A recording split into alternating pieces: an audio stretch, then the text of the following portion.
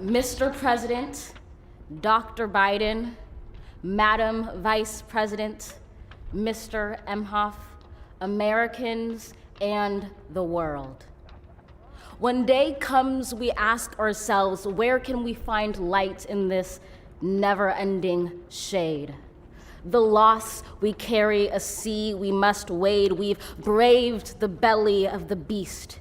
We've learned that quiet isn't always peace, and the norms and notions of what just isn't always just is.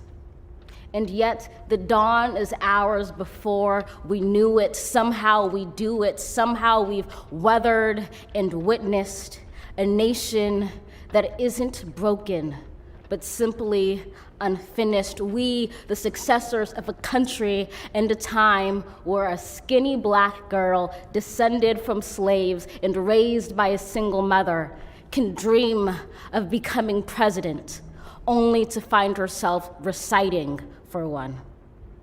And yes, we are far from polished, far from pristine, but that doesn't mean we are striving to form a union that is perfect. We are striving to forge our union with purpose, to compose a country committed to all cultures, colors, characters, and conditions of man. And so we lift our gazes not to what stands between us, but what stands before us. We close the divide because we know to put our future first, we must first put our differences aside. We lay down our arms so we can reach out our arms to one another. We seek harm to none and harmony for all. Let the globe, if nothing else, say this is true.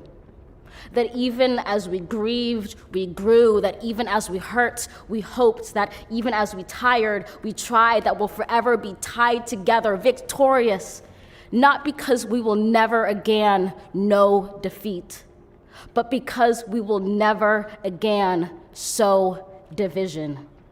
Scripture tells us to envision that everyone shall sit under their own vine and fig tree, and no one shall make them afraid. If we're to live up to our own time, then victory won't lie in the blade, but in all the bridges we've made. That is the promised glade, the hill we climb, if only we dare it, because being American is more than a pride we inherit. It's the past we step into and how we repair it. We've seen a force that would shatter our nation rather than share it, would destroy our country if it meant delaying democracy. And this effort very nearly succeeded. But while democracy can be periodically delayed, it can never be permanently defeated. In this truth, in this faith we trust, for while we have our eyes on the future, history has its eyes on us. This is the era of just redemption. We feared it at its inception. We did not feel prepared to be the heirs of such a terrifying hour, but within it we found the power to author a new chapter, to offer hope and laughter to ourselves. So, while once we asked, how could we possibly prevail over catastrophe? Now we assert, how could catastrophe possibly prevail over us? We will not march back to what was, but move to what shall be, a country that is bruised but whole, benevolent but bold, fierce and free.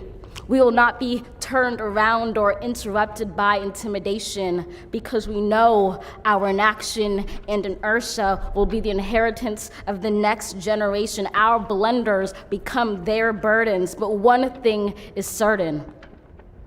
If we merge mercy with might and might with right, then love becomes our legacy and change our children's birthright.